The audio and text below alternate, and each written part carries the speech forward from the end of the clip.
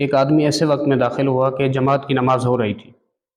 وہ آنے والا آدمی سنتیں پہلے ادا کر لے یا پھر جماعت میں ہی شامل ہو؟ اگر یہ فجر کی نماز ہے، جی فجر کی نماز امام پڑھا رہا ہے اور آنے والا آدمی ایسے وقت میں آیا کہ جماعت شروع تھی، اس آدمی کو اگر یہ یقین ہے کہ امام کے سلام پھیرنے سے پہلے پہلے میں سنت پڑھ کے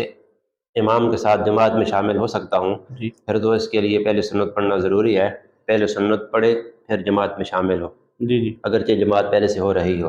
اور اگر یہ سمجھتا ہے کہ میں سنت پڑھنے میں لگا تو امام سلام پھر دے گا، میری جماعت کی نماز نکل جائے گی، تو پھر یہ آدمی اس وقت سنت چھوڑ دے، جماعت میں شامل ہو جائے۔ اور اگر نماز فجر کے علاوہ ہے، جی مثلا ظہر کی نماز ہے اور ظہر سے پہلے 4 سنت پڑھنا، یہ سنت مؤکدہ ہے، تو ظہر کی نماز ہے تو ظہر کی نماز میں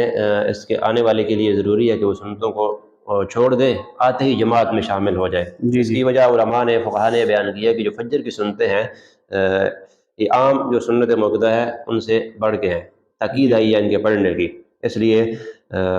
یہ جماعت اگرچہ ہو رہی ہو تو اس سے پہلے پڑھ سکتے ہیں اور پڑھنی چاہیے۔ اور دوسری بات یہ بھی ہے کہ فجر کی نماز کے فوراً بعد سنت پڑھنا، نفل پڑھنا جائز نہیں ہے۔ جی جی اگر امام کے ساتھ شامل ہوتا ہے تو پھر اس کی سنت رہ جائے گی، کیونکہ نماز کے بعد تو سنت پڑھی جا نہیں سکتی۔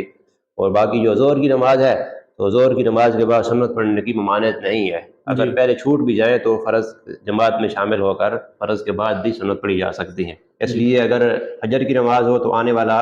آدمی پہلے سنت پڑھے پھر جماعت میں شامل ہو، اور اگر ظہر کی نماز ہے تو آتے ہی جماعت میں شامل ہو جائے، سنت بعد میں پڑھ لے۔